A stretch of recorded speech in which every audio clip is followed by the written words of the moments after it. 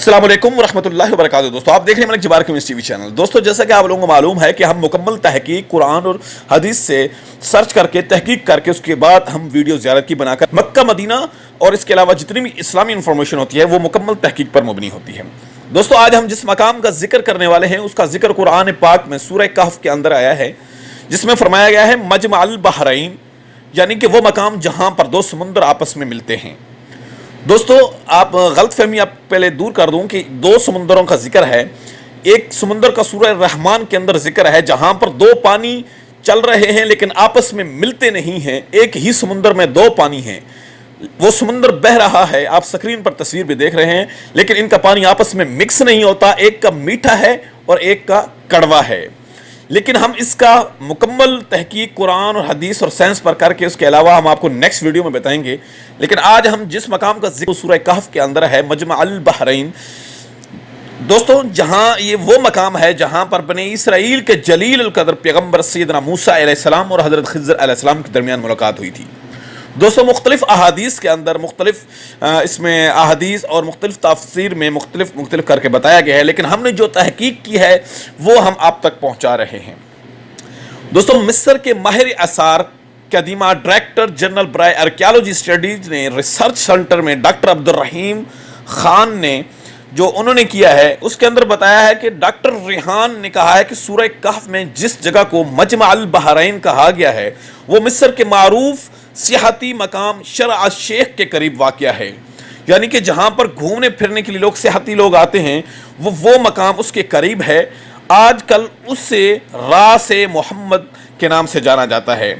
دوستو یعنی کہ اس جگہ کا نام جو ابھی سے جو اس وقت نام ہے اس کو راس محمد کہا جاتا ہے۔ جزیرہ نما سینا کے جنوب میں واقع خلیج العقبہ اور خلیج سویز جہاں پر ایک دوسرے سے ملتی ہیں، ایسی جگہ دنیا میں کسی اور جگہ پر نہیں ملتی، صرف اور صرف پوری دنیا میں صرف یہ ایک ہی مقام ہے، جس سے یہ ثابت ہوتا ہے کہ جہاں حضرت موسیٰ علیہ السلام اور حضرت خضر علیہ السلام کے درمیان ملاقات اور طویل مکالمہ ہوا تھا وہ یہی جگہ تھی۔ ڈاکٹر ریحان کا کہنا ہے کہ انہوں نے معروف ماہر آثار قدیمہ عماد مہدی کی تحقیق سے بھی استفادہ کیا ہے۔ انہوں نے مصنوعی سیارے سے حاصل کردہ تصاویر کی مدد سے یہ ثابت کیا ہے کہ حضرت موسیٰ علیہ السلام اور حضرت خضر علیہ السلام کے درمیان آج سے 3200 سال قبل ملاقات اس جگہ ہوئی تھی، کیونکہ راس محمد جو آج جس مقام کا نام ابھی پکارتے ہیں راس محمد، اس کے علاوہ پوری دنیا میں ایسی جگہ بالکل کسی اور جگہ موجود نہیں ہے جہاں پر دو سمندر ایک دوسرے سے یوں ملتے ہوں۔ یہ جگہ دراصل ایک ہی سمندر کے دو خلیجوں خلیج عقبہ اور خلیج سویز کا بہم ملاپ ہے۔ مصری ماہر آثار قدیمہ نے مصنوعی سیارے کی مدد سے حاصل کردہ تصاویر میں مچھلی والی چٹان کی تصویر بھی دکھائی اور کہا ہے کہ جلیل القدر نبی کریم حضرت موسیٰ علیہ السلام اور حضرت خضر علیہ السلام کو تلاش کرتے ہوئے اسی جگہ پہنچے تھے جہاں ان کے پاس موجود مچھلی خدا کے حکم سے دوبارہ زندہ ہونے کے بعد سمندر میں چلی گئی تھی۔ اسی جگہ پر حضرت موسیٰ علیہ السلام اور حضرت خضر علیہ السلام کی ملاقات ہوئی تھی۔ یہ چٹان راس محمد جس کا جگہ کا نام ہے اس راستے کے درمیان میں واقع ہے۔ یہ سیدھا راستہ مجمع البحرین کو خشکی کی طرف ملانے والی واحد راستہ ہے۔ یہاں سے گہرے پانی تک کا فاصلہ 2 کلومیٹر ہے، اس لیے اغلب یہی ہے کہ موسیٰ علیہ السلام اور اپنے ساتھ جو مچھلی لے کر چلے تھے وہ اسی جگہ سے سمندر میں اتری تھی۔ قرآن مجید میں اس مچھلی کے بارے میں سورہ کہف میں فَاتَّخَذَ سَبِيلَهُ فِي الْبَحْرِ سَرَبًا اور وَاتَّخَذَ سَبِيلَهُ فِي الْبَحْرِ عَجَبًا کے الفاظ میں تذکرہ ہے۔ قرآن نے دو سمندروں کے پھٹ جانے اور ان میں فاصلہ پیدا ہونے کے ساتھ ساتھ دوبارہ زندہ ہو کر سمندر میں جانے والی مچھلی کو واپس کرنے کا معجزہ بیان کیا ہے۔ مصری ماہر آثار قدیمہ ڈاکٹر عبد الرحیم ریحان کے مطابق مصنوعی سیارے سے لی گئی تصاویر میں سمندر کے کنارے موجود وہ پایا بھی موجود ہے جس کے ساتھ العبد الصالح حضرت خضر علیہ السلام نے اپنی کشتی باندھی تھی۔ وہاں سے یہ کشتی راس محمد جو مقام ہے ابھی راس محمد کی طرف چلی ہوگی، جو ملاقات کی جگہ چٹان سے 300 میٹر کی مسافت پر ہے۔ یہ پایا چٹانی دیوار کی ایک طرف جس کے بعد 50 میٹر کی مسافت پر 6 سے 8 میٹر چوڑا سمندر ہے۔ डॉक्टर अब्दुल रहीम रेहान कहते हैं कि तारीखी वाक़यात से पता चलता है कि हज़रत खिज़र अलैहिस्सलाम का सफ़ीना खलीज सवीज से खलीज अकबा में दाखिल हुआ।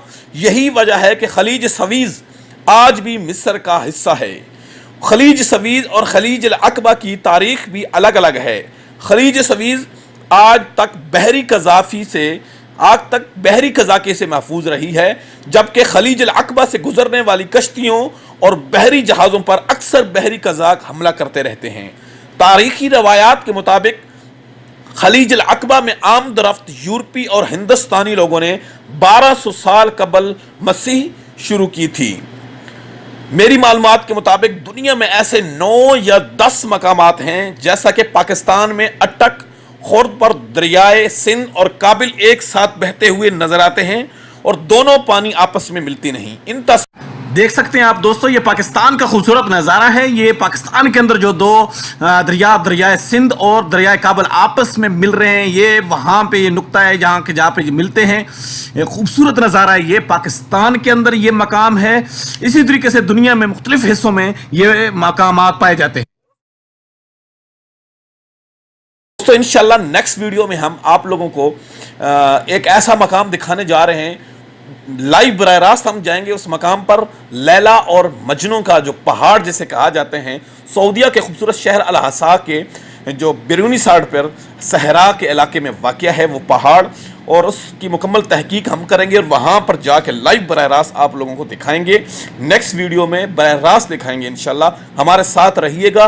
हमारे इस चैनल मलिक जबार एवं को लाजमी सब्सक्राइब करें, क्योंकि हम इस पर इस्लामी मालूमात इंफॉर्मेशन आप लोगों तक पहुँचाते हैं। इसके अलावा मुख्तलिफ तबसरे इस्लाम के ऊपर हम खूबसूरत जो कि बातें और मक्का और मदीना शरीफ के खूबसूरत मकामात दिखाते हैं।